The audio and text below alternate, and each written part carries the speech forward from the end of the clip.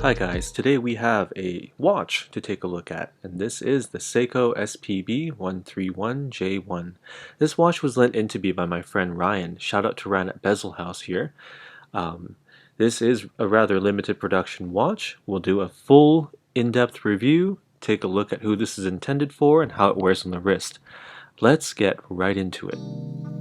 This watch can be best described as a tribute to one of Seiko's most historic timepieces. It is based on the 1964 Crown chronograph, which is a monopusher watch back in the day, used by Seiko to time the very first international sports event that occurred in Japan. Now, this watch does not feature a chronograph complication. It does have a date. It's a simple three-hander, but it is lacking a chronograph movement in it. Inside is the caliber 6R35, which beats at 21,600 vibrations per hour and has a power reserve of 70 hours. It's a solid movement all around that's usually reserved for Seiko's more higher end Prospex or Presage watches, and is a welcome addition to this watch, understanding that they didn't include the chronograph because it kept the cost low. This watch does retail for a hair under $1,000, and I think at that price point it is competitive. Let's get into the dial and dimensions. Now, that dial is a beautiful brown-black sunburst color, and it is sitting inside of a 41.3mm case. That case also features 20mm lug width, and these dimensions are quite friendly for the average wrist out there. You can expect to wear this if your wrist is as small as 5.8 inches, up to 7 inches would be no problem at all.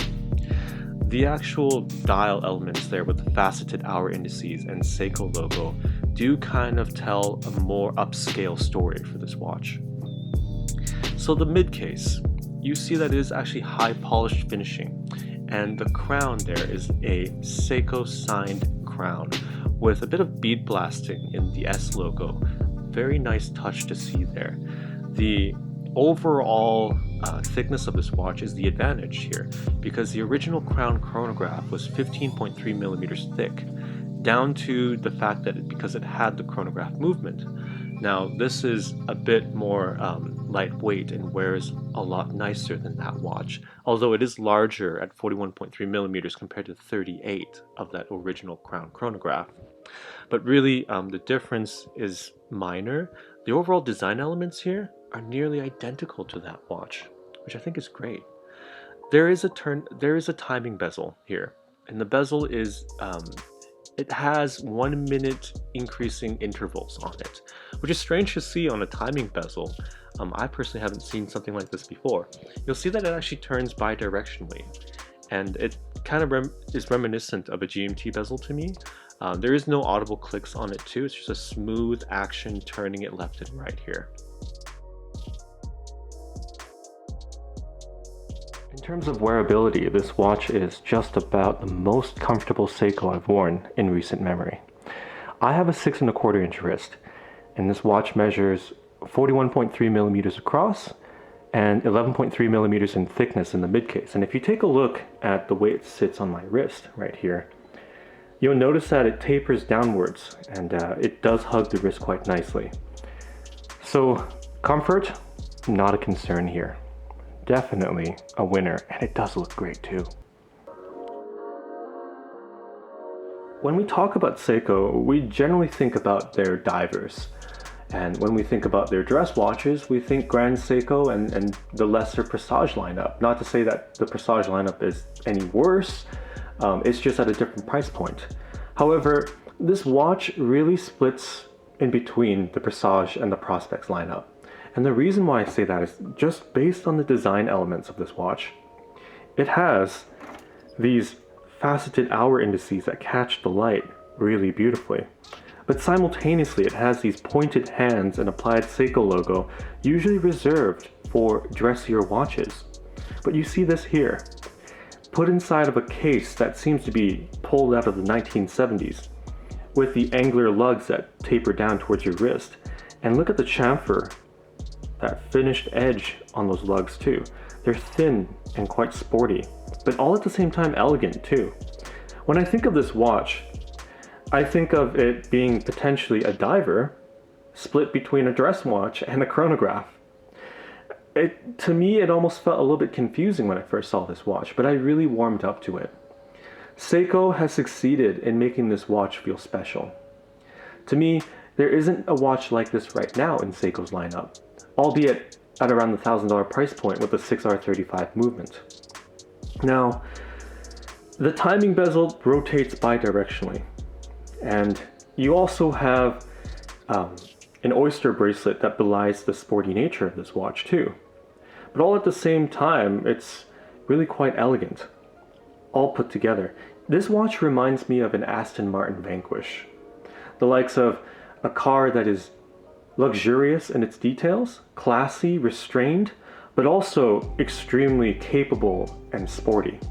And this is exactly what this watch is. Inside of this watch is a very good movement. With about 70-hour power reserves, you could wear this for the weekend, and then you'll be wearing it for Monday when you go back into work getting your coffee too. And it'll still be running at that point. So the overall premise of this watch is something I can definitely get behind. The execution of it too. The only thing that holds this watch back for me is the actual bracelet clasp here, which is fine in its operation. It's a simple 316L steel fold-over clasp that will stay in your wrist just fine.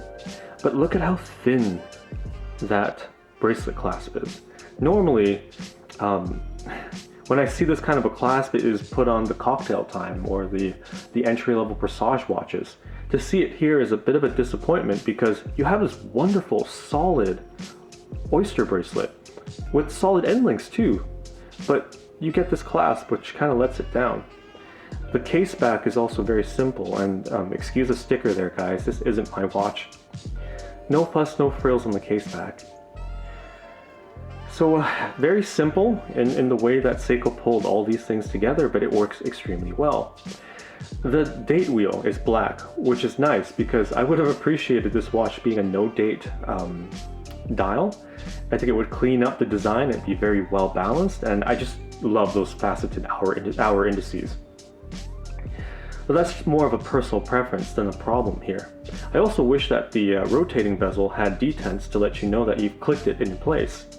It would help with the enjoyment piece of the watch. I do find myself playing with the bezel. To me it feels like a volume knob, but I do wish that it had audible clicks and feedback, because that would definitely aid in the timing functionality, because if you knock this bezel, you will move it out of place and you will lose that track of time that you were trying to keep in the first place. But this is a very strong contender within Seiko's lineup. I almost wish they didn't make it a limited production watch. I wish that Seiko had stuck to make this a general release, but I do also understand that they wanted to make this watch feel special, and they certainly have done that here. Now, I will show you what the lume looks like. There is lume on this dial. It's not significant because there's very little lume material on the dial itself, but I do want to say special thanks to Ryan, who lent me this watch, and he still has a couple of these left in his inventory, so if you guys are interested, please check out the link in the description below and go from there. I really enjoyed my time with this watch, and for Seiko doing limited editions, this is kind of a winner right here, guys. I do really recommend you take a look at this watch, especially just if you want something refreshing and different from the Seiko lineup. This will most likely scratch the itch for you. Now, on that note, guys, I do want to say thank you for watching from beginning to end. I'm still learning as I go how to film these videos. I'm trying all different types of filming techniques and styles, so I would love your comments, and if you like the video, please leave a like. And if you like the content that I put out here, please consider subscribing and clicking that notification bell. That's about the only way that you will see new content from me. And it supports the channel, it supports me in terms of making the content as well. On that note, I will say, once again, thank you for watching, and I will catch you in the next one. So I planned to show you the video of the lume, but my video got corrupted, so here's a photo from Seiya, Japan.